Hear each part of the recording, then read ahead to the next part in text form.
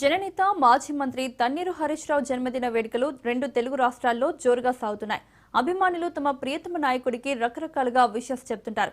కానీ హుస్నాబాద్ నియోజకవర్గానికి చెందిన బీఆర్ఎస్ నేత గవ్వ వంశీధర్ రెడ్డి మాత్రం అందరికంటే చాలా వినూత్నంగా డిఫరెంట్ గా హరీష్ రావుకు బర్త్డే విషెస్ చెప్పారు.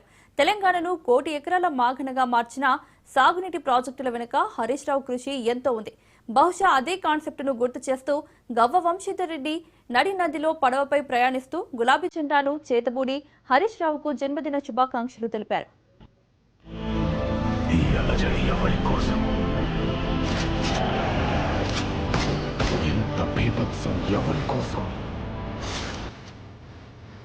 అసలు ఈ వినాశనం ఎవరి కోసం?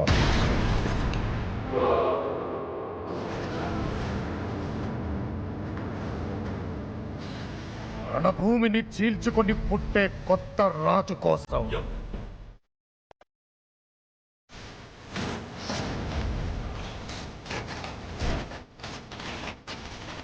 చక్రాన్ని బద్దలు కొట్టి పునర్జన్మనెత్తిన నాయకుడి కోసం.